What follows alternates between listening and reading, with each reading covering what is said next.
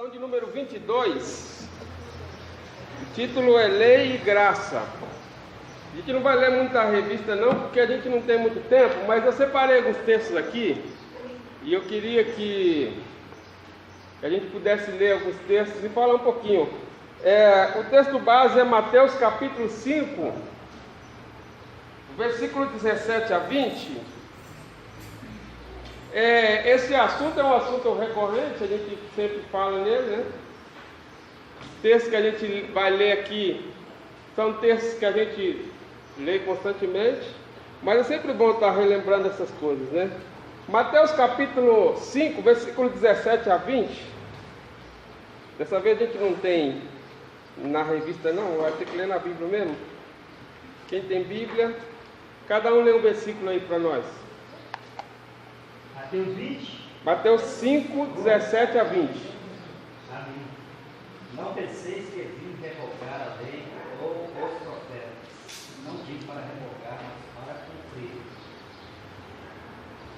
Porque em verdade vos digo, até que o céu e a terra passem, nem um i ou um tio jamais passará da lei, até que tudo se cumpra. Aquele, pois, que violar este mandamento, posto os menores, e assim ensinar os homens, será considerado mínimo no céu. Aquele, porém, que os observar e ensinar, esse será considerado grande no céu. Pois eu afirmo a vocês que só entrarão no reino dos céus se forem mais fiéis fazer a vontade de Deus do que os mestres da lei e os doutrinos. Amém. Queridos, no Sermão do Monte, Jesus ensinando no Sermão do Monte, né?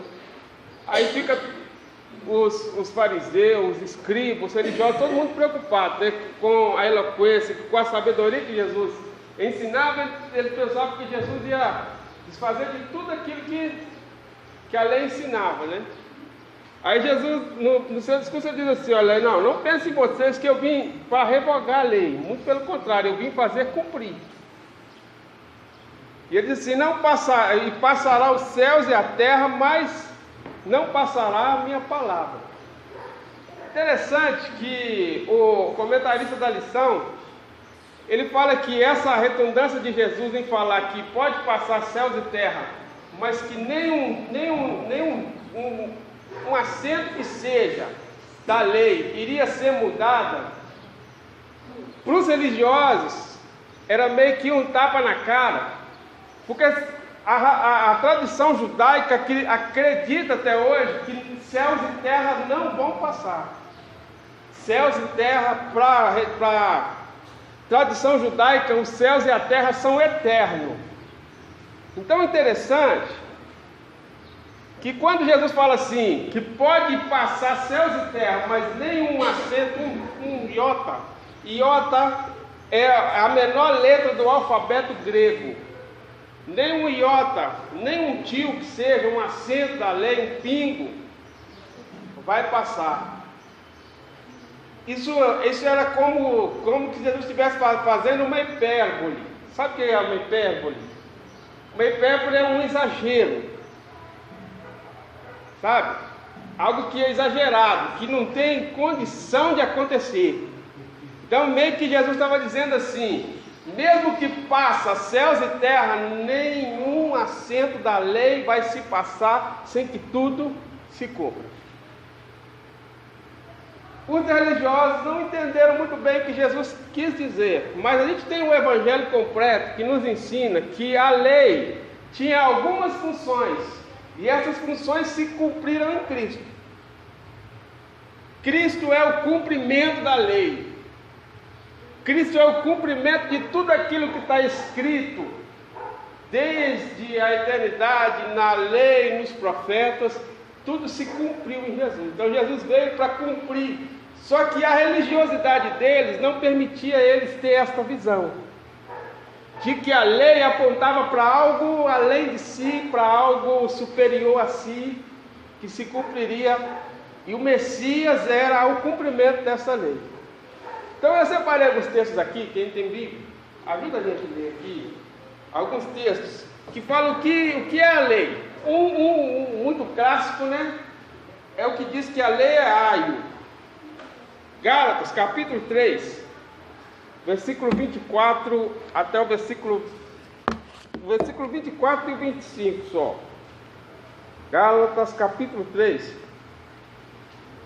De maneira que a lei nos serviu de aio para nos conduzir a Cristo, a fim de que possamos justificados por fé. Mas tendo vindo a fé, já não permanecemos subordinados ao aio. Então, Marco Antônio, guarda esse texto aí para nós. O apóstolo Paulo diz que a lei serviu de aio. Sabe o que é aio, né? Aio é um tutor.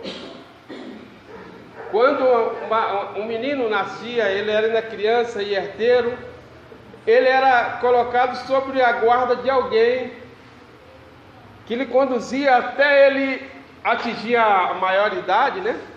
A maturidade de governar aquilo que era dele por direito. Mas enquanto criança, alguém ainda estava cuidando dele. Então a Bíblia diz que a lei é meio que isso. Até que Cristo vem e nossa maturidade está em Cristo. E quando Cristo veio, a lei apenas nos conduziu a essa maturidade de Cristo. E aí a Bíblia diz que agora nós vivemos pela fé e não pelas ordenanças. A partir de Cristo a gente vive pela fé e não pela ordenança. Então a lei serviu de aio. A Bíblia diz que a lei também serviu de sombra para uma realidade maior. Colossenses, capítulo 2, versículo 16 e 17.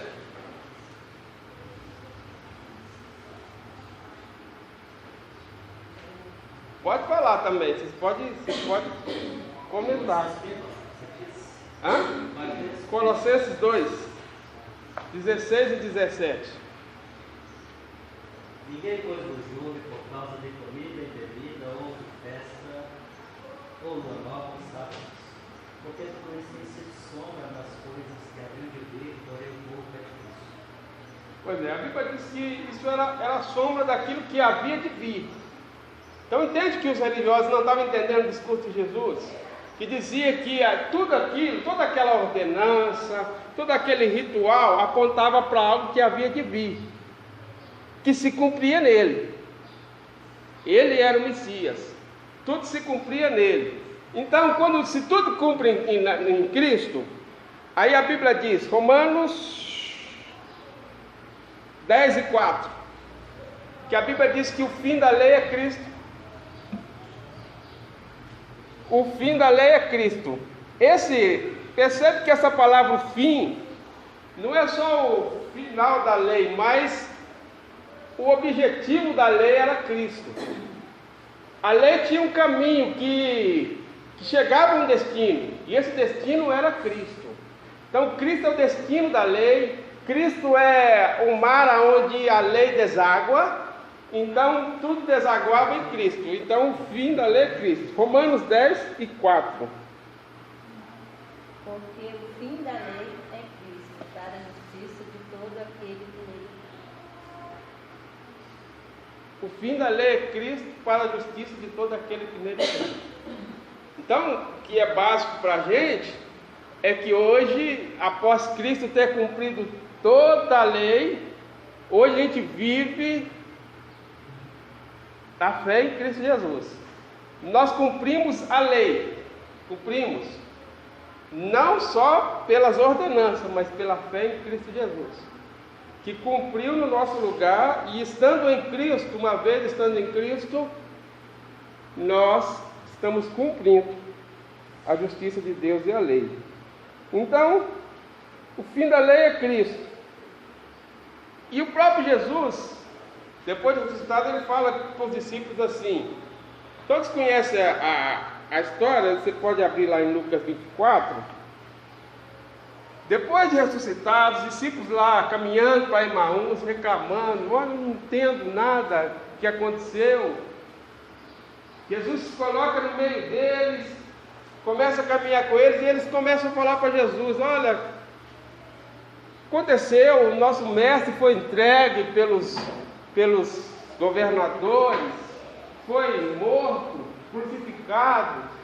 O terceiro dia já aconteceu e é nada. Bom, é verdade que algumas mulheres dizem que viram ele ressuscitado. É verdade que os irmãos nossos foram lá no sepulcro e não acharam o corpo, mas a gente não sabe. Aí Jesus começa a falar coisas assim: honestos e tardos de coração. Não era necessário que acontecesse o que acerca de mim está escrito na lei, nos profetas, nos salmos, ou seja, em toda a escritura. Não era necessário que o Cristo padecesse e entrasse na sua glória. Não era necessário que se cumprisse em mim tudo o que diz nos salmos, na lei, nos profetas. E começando desde Moisés, a Bíblia diz que Jesus lhe esclarecia as Escrituras. Pode ler. Quem tem aí para mim? Cada um vai ler um versículo. 26 para mim. Alguém lê para mim? 24 e 26. Porventura não convinha que o Cristo padecesse e entrasse na sua glória? O 27. Uma outra pessoa lê para mim. E começou a explicar todas as passagens das Escrituras Sagradas que falavam dele, iniciando com os livros de Moisés e os escritos de todos os profetas. Então, está vendo? Jesus abriu todo o Antigo Testamento e começou a mostrar que as Escrituras falavam dele, apontavam para ele. Versículo 44.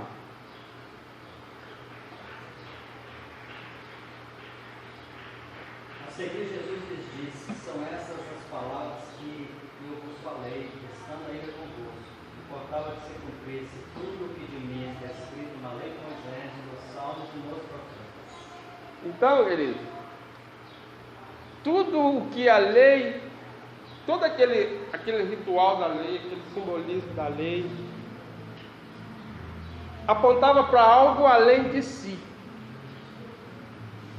Apontava para Cristo. E foi isso que Jesus está dizendo para os religiosos aqui. Eu não vim destruir a lei, eu não vim abrogar a lei, eu vim cumprir ela, porque ela aponta para mim, ela fala de mim. Eu vim cumprir o que a lei está mostrando para vocês, mas a religiosidade deles não percebia, porque eles não viam uma espiritualidade além da letra. Eles não viam uma espiritualidade além do ritual. E o ritual em si era apenas uma forma didática de apontar para algo que viria a acontecer. Toda vez que eles pegavam ali um cordeiro e trazia para ser imolado, para ser sacrificado, apontava para o sacrifício maior. Mas eles não entendiam isso. Apontava, toda vez que alguém pecava e trazia um animal para ser sacrificado pelo perdão dos seus pecados, apontava para o sacrifício único e perfeito que seria feito. Por isso que não faz sentido a gente viver o ritual da lei, uma vez que ela tinha um objetivo que já cumpriu.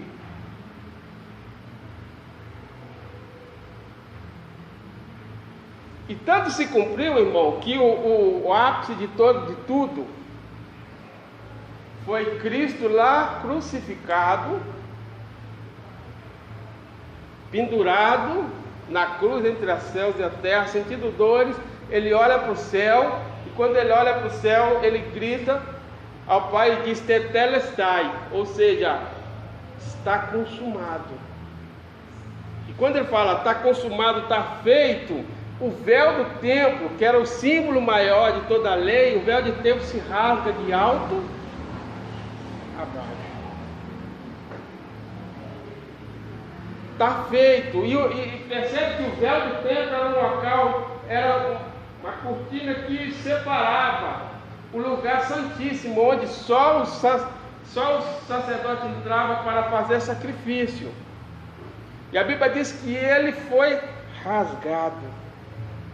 Acabou, cumpriu, tetelestai, está feito, está consumado, está cumprido. Cristo cumpriu tudo. E nem assim os religiosos conseguiu enxergar que tudo estava cumprido em Cristo. Tem uma frase muito interessante.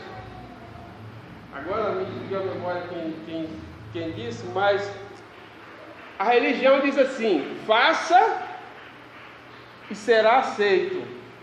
A fé em Cristo diz: creia e tudo já está feito. A religião ainda quer que você faça para ser aceito, mas a fé em Cristo te mostra apenas crer que Ele já cumpriu. Tem muita gente querendo ainda pagar com sacrifício, com ordenanças, cumprindo um ritual para ser aceito por Deus, uma vez que Deus só aceita o homem sobre o sacrifício único e perfeito de Cristo Jesus. Fora do sacrifício de Jesus, por mais bom que o homem seja, por mais religioso e por mais que ele cumpra tudo que ele acha que deva cumprir, ele não será aceito. Interessante que a gente vê a igreja evangélica no Brasil hoje retornando à lei, costurando o véu de novo. Quando eles fazem novamente a Arca da Aliança, quando eles querem tocar chofar, quando eles querem fazer ritual que era lá da lei, trem de judeu, coisas que não fazem mais sentido. E hoje isso é moda, né? Tocar chofar, pegar a arca e levar a arca de casa em casa. Todas essas coisas se cumpriram em Cristo. Então hoje a gente vive pela fé. E é muito interessante a gente entender que se você quiser cumprir a lei para ser aceito por Deus, tu está perdido. Pastor, tem essa frase que você disse aí, faça e será aceito. E no cristianismo creia que tudo está feito. Muita gente não compreende isso aí. Até crentes perguntam: você quer dizer que eu não tenho que guardar a lei? Aí eu tenho um sobrinho que a gente sempre conversa, que a gente frequenta a igreja, mas ela sempre está perguntando alguma coisa que ela trabalha no céu, aí fica às vezes meio apertado, aí manda mensagem. Ela falando sempre para mim: quer dizer que já que nós não temos que cumprir a lei, porque a gente está no tempo do Novo Testamento, então a gente não precisa pegar dízimo. Eu estava falando exatamente para ela, má compreensão. Não é que creia porque já está feito. O crer já leva o que está feito a ser escrito no nosso coração. Um exemplo é a circuncisão. A circuncisão não era para ser entendida como uma cirurgia externa, mas era uma cirurgia no coração. Paulo explica isso. Os próprios 10 mandamentos foram escritos em tábuas de pedra. No Novo Testamento diz que é escrito no coração ao aceitar Jesus. Estava explicando isso para ela. Aí mostrei para ela Mateus 3, onde Jesus fala: olha, o problema é que vocês entregam o dízimo do doente, do comigo, do hortelã, mas omitem o que é mais importante, que é o amor. E aí quando Jesus cumpre a lei, ele não cumpre só os rituais, só a parte física, externa, de entregar o ritual, mas ele ama o pecado. Então, quando a gente tem Cristo, a gente não deixa de entregar os dízimos, mas a gente faz a obra com amor de Cristo. Eles omitiram o amor às pessoas, o amor ao próprio Cristo. Só complementando, pastor, é interessante isso, a gente falar que a gente faz, a gente cumpre algumas coisas da palavra de Deus não para ser salvo, irmão. A gente acredita que a gente faz como resultado da salvação, porque se você fizer para ser salvo, aí você está perdido. A gente dizia: eu, pela misericórdia de Deus, sempre trago o meu dízimo, mas não para ser salvo, porque quem pensar que vai fazer isso para ser salvo, está perdendo seu tempo. Mas a salvação em Cristo Jesus nos faz cumprir essas coisas, por amor, por obediência, a gente tem prazer de fazer. Interessante que a Bíblia diz, tem alguém que acha que existe um conflito entre Paulo e Tiago. Porque Paulo fala que pela graça sois salvos por meio da fé, isso não vem de vós, é dom de Deus, e não vem das obras para que ninguém se glorie. E Tiago escreve que a fé sem obra é morta. E tem um texto que até Lutero chegou ao cúmulo de achar Tiago apócrifo, porque Lutero entendia que quando Tiago falou assim, que o homem é salvo não só, e justificado não só pela fé, mas também pela obra, ele entendeu que Tiago estava batendo cabeça com Paulo, mas não é. É muito fácil a gente entender que Paulo escreve ensinando sobre a salvação, o que fazer para ser salvo, e Tiago escreve para os salvos.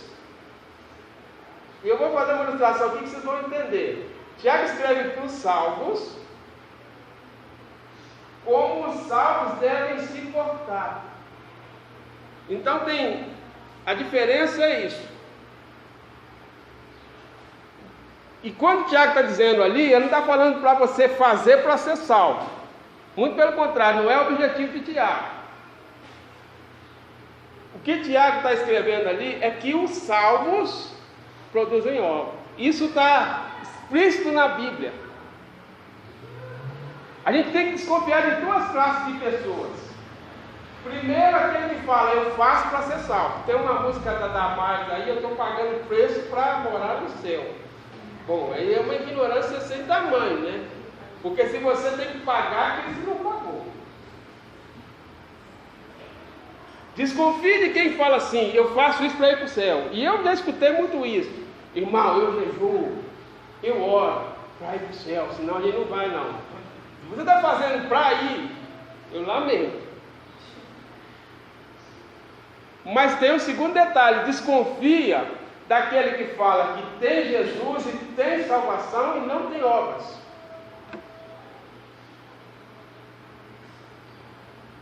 O cara não consegue dar dízimo, o cara não sabe, o cara não consegue orar, o cara não consegue ler a Bíblia, o cara não consegue ajudar o próximo nas suas dificuldades e fala que tem Jesus no coração. E aí a gente vai ler lá, vai ler primeira, segunda e terceira epístola de João, todo para ele.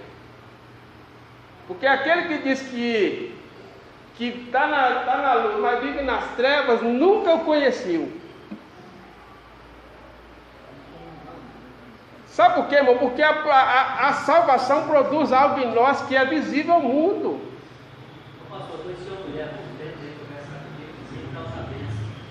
Ele estava promovendo uma obra satírica, eu vou te falar. Ressurreição de família. É o inferno. Não, estou na benção, agora eu estou na benção. Você olhava para ela assim, você vê nada a ver. Diz que encontrou Jesus, teve um nome, que reconciliou.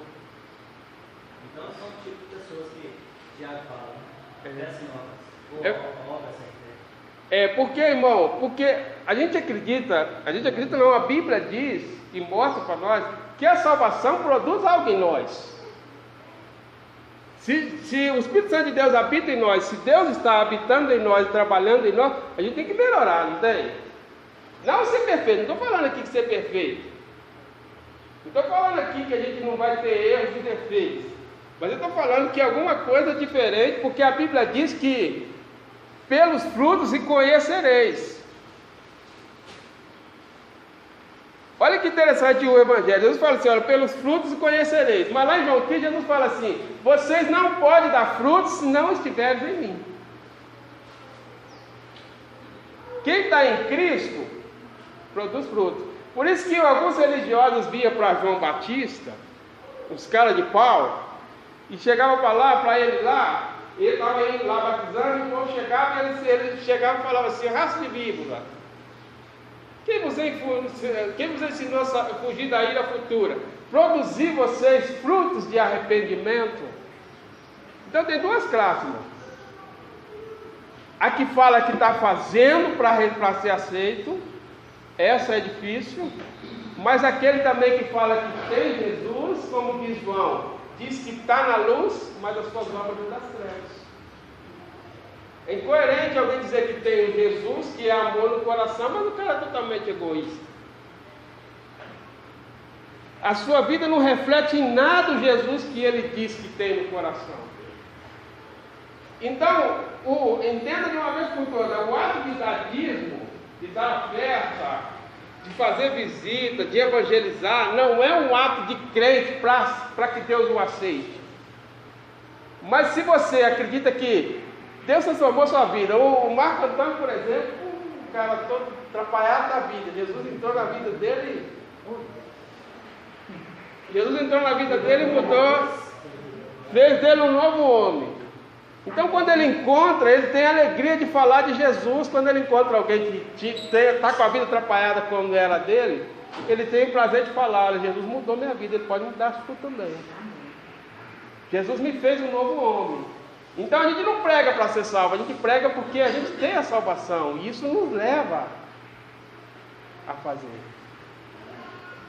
O Efésios capítulo 2 é interessante, que o próprio Paulo, e isso aí já harmoniza com Tiago, que no versículo 8 e 9 ele diz que a salvação não veio das obras. Agora o versículo 10: mas nós somos feitura dele, criados em Cristo Jesus para nós.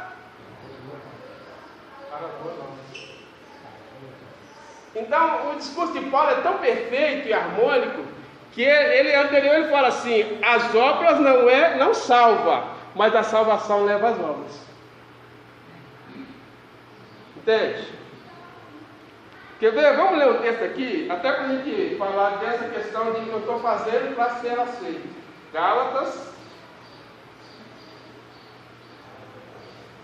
Gálatas capítulo 5, versículo 4, 5 e 6. Gálatas capítulo 5,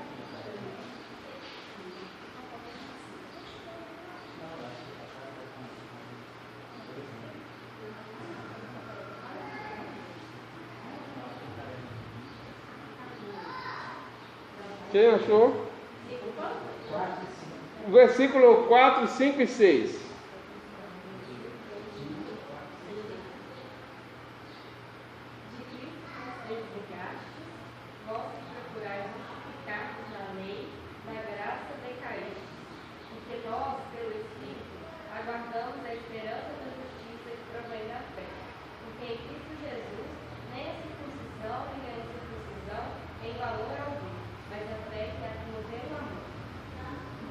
Então, irmão, olha o que Paulo está dizendo aí, é muito sério isso. Vós que tenta se justificar pela lei, de Cristo vos desviastes.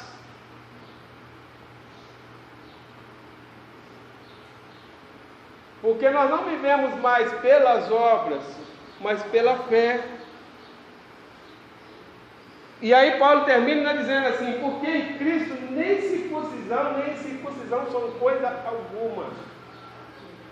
Isso lá nos Gálatas, e aí para falar de lei e graça, o livro de Gálatas, eu recomendo que você leia todo.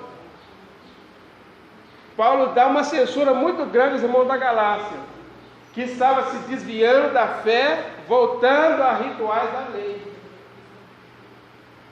Quem vos fascinou? Por que vocês tão rapidamente regrediu?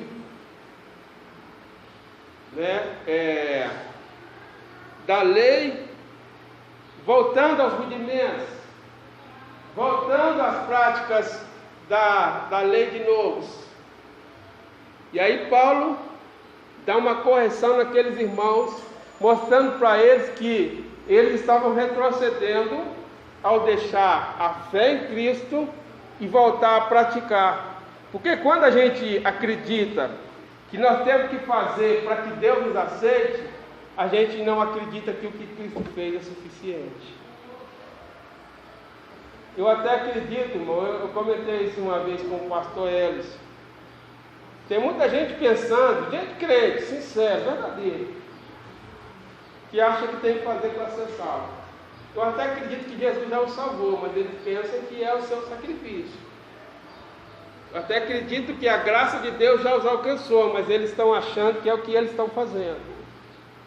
E eles vão entender lá no céu Que não foi nada daquilo que ele fez.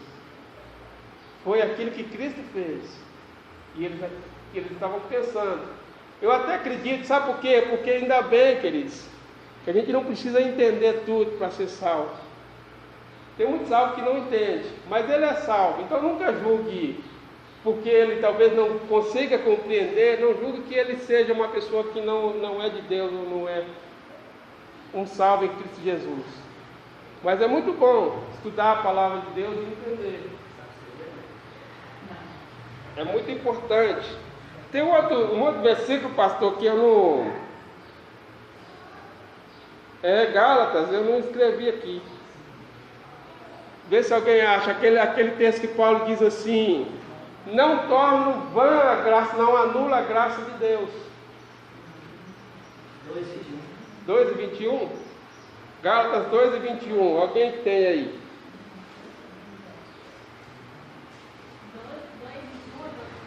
2. Eu me recuso a rejeitar a graça de Deus, pois se é por meio da lei que as pessoas são aceitas por Deus, então a morte de Cristo não adiantou nada. Aí, essa tradução da Bíblia é mais interessante. Eu não torno a graça de Deus vã. Porque se é pela lei, se é pela prática de rituais da lei que você é salvo, então Cristo morreu em vão. Pastor, agora tem uma questão, desculpa. A gente sempre fala de motivação. É raro você ver um ensino desse que a gente está tendo aqui. Até passei para muitos deles, assim, frequentando escola bíblica, esporadicamente. É raro a gente ver esse entendimento, é fundamental. Aí quando a gente fala da motivação dos crentes, a gente percebe no nosso meio que é um ensino bacana, às vezes as pessoas ficam meio alheias, assim e tal. E ao passo de outras igrejas que tem que perseverar para ser salvo, fazer rituais, né? A própria católica. O povo é fervoroso, né? Parece que as pessoas têm uma necessidade de se autopromover, né? Ser autossuficiente. Aí você usa uma frase que tem que ser usada aqui: cremos suficiência de Deus. E esse ensino aí é fundamental, você saber que Cristo já fez, que nós somos perigosos da sua vitória, do seu Senhor, e você vê a sua igreja. A gente às vezes falta isso, né? Então é um motivo para a gente ter mais alegria, mais fervor. Por que fez tudo? Eu tenho essa preocupação. Eu fico vendo, pastor, que infelizmente a gente tem dificuldade para fazer algumas coisas no nosso meio batista, que outras igrejas fazem fácil. E eu fico perguntando por quê. O povo às vezes fica meio fechado, mas enfim, isso deveria nos motivar a ser crentes mais alegres, mais vibrantes, né? A gente entender, irmão, que somos salvos pela graça. Cristo nos alcançou. Agora, só para a gente caminhar para encerrar, eu quero que você entenda o seguinte: o texto que Ana leu aí,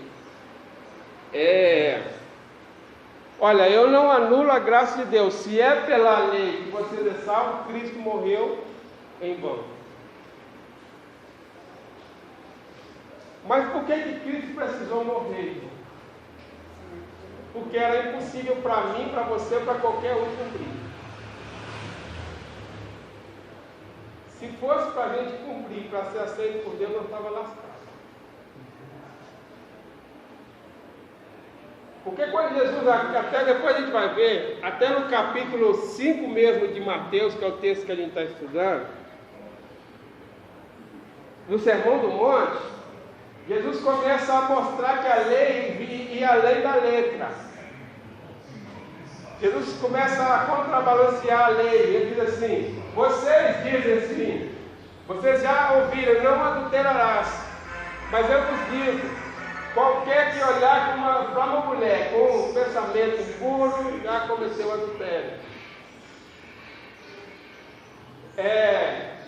Vocês estão dizendo aí, ouvem dizer, olho por olho, dente por dente, mas eu vos digo, não resistai ao mal. Quem te pedir a túnica, entrega a capa. Quem te obrigar a ir uma milha, vai com ele 2.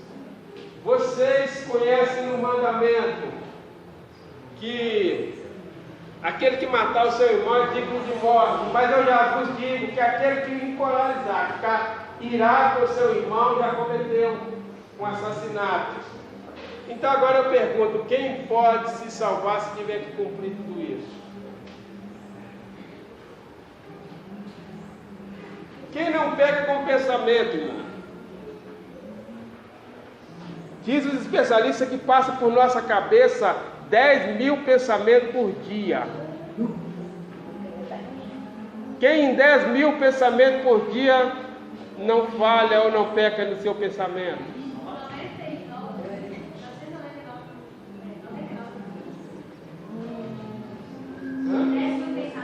10.000 pensamentos por dia.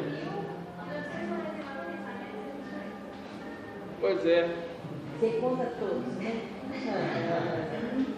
Olha para você ver, a Bíblia diz que a gente peca em pensamento, a Bíblia diz que a gente peca em palavra, e a Bíblia diz que todos nós daremos conta naquele dia de toda a palavra frívola que falamos. A Bíblia diz que a gente peca por omissão, poder fazer o bem e não fazer. A gente peca de todas as formas. Quem pode escapar do juízo de Deus, se não pela obra de Cristo? Quem pode cumprir tudo isso, irmão? Voltando em Tiago aqui, para a gente entender ainda mais o que você falou, que Tiago não contradiz Paulo. Tiago 2,10 fala que qualquer que guardar toda a lei, mas professar não só ponto, tornou-se culpado de todos. Pois é. Ele está apontando Cristo como essa aí. É isso que eu ia falar agora, ia citar esse versículo. Porque a Bíblia diz, se a gente cumprir tudo e tropeçar em um, nós somos culpados de tudo. Então tem condição de alguém se salvar fora de Cristo? Alguém tem condição de cumprir toda a justiça de Deus para ser aceito por Ele? Impossível, querido. Totalmente impossível. Por isso que Cristo foi perfeito em tudo, cumpriu tudo, e só tem uma forma de você chegar lá, se você estiver em Cristo. Para que quando Deus olhar para você, Ele não vê a sua imperfeição, mas vê a justiça do seu Filho. Caso contrário,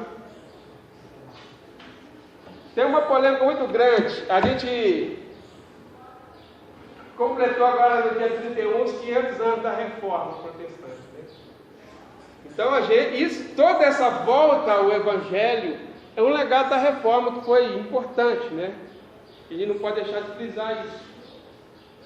Mas os católicos, porque a Reforma foi uma ruptura do Frei Martinho Lutero e alguns outros com a Igreja Católica, por causa da divergência, principalmente em questão de salvação.